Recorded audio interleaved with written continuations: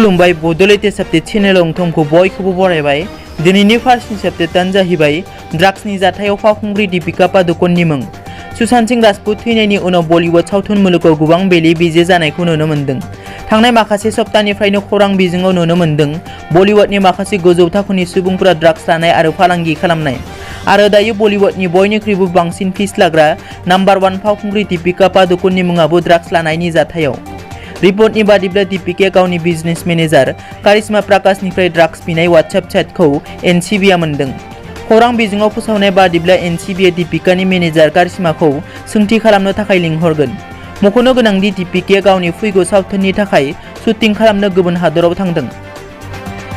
नैथियाव दङ पुलिस बिफाना जगिनी ब्रह्मखौ हमदों। आसाम पुलिस बिफानाव साख्रि होगोन होननानै रां लानाय दै जगाय बिफाननि गाहाय मददगिरि हिसाबै मावफारिया जगिनी ब्रह्मखौ पुलिस बिफाना हमदों। मिथिनाय बादिब्ला जगिनी ब्रह्मआ एसआईनि साख्रि होगोन होननानै थगायना गोबां सुबुंनिफ्राय रां जाख्ल'दों।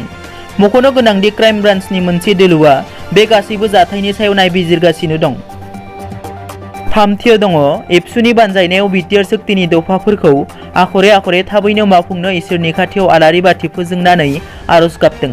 थामथि बर' गोजोन गोरोबथा बिटिआर शक्तिनि दफाफोरखौ आखरे आखरे थाबैनो मावफुंनो हाथोंनि थाखाय दुलाराय बर' फरायसा आफादनि बानजायनायाव गुबुन गुबुन जिल्ला दखरा आरो दालाइसा एबसुनि मावख'फोराव इसोरनि खाथियाव आलारि बाथि फोजोंनानै आरज गाबदों।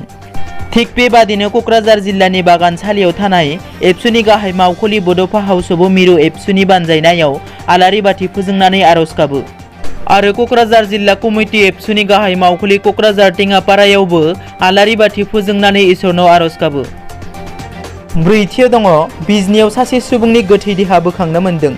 चिरांनि बिजनी फानबारि बुरिसुथि दैयाव सिनायनो हायै सुबुंनि गोथै देहा बोखांनो मोन्दों।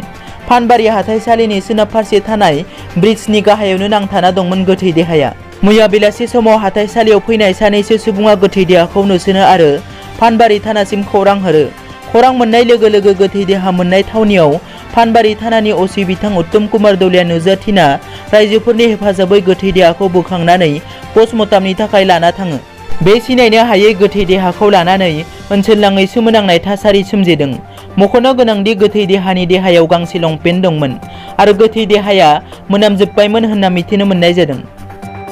बाथियाव दङ क'क्राझाराव आक्रासुवा एसटि आरो कामातापुर रायजो मोननांगौनि थाखाय सोमावसारदों। क'क्राझार जिल्लायाव आक्रासुनि बानजायनायाव आलादा रायजो कामातापुर आरो एसटि गनायथि होनांगौनि दाबिजों 3 घन्टा धरना हाबाफारि दिन्थिफुङो। क'क्राझार जिल्ला खुंथाया कभिड-19नि थासारिखौ नोजोर होनानै धरना हाबाफारिखौ होबथादोंब्लाबो आक्रासुनि दैदेनगिरिफोरा आखायाव प्लेकार्ड बेनार पेस्टुन लानानै दान्दिसे हुस्रिखावो।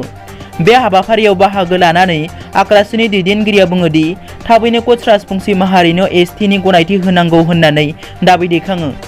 दिनैनि रादाबा एसेनोसै। नोंथांमोना जुदि आंनि चेनेलखौ दासिमबो साबस्क्राइब खालामाखै अन्नानै साबस्क्राइब खालाम। गोजोन्थों।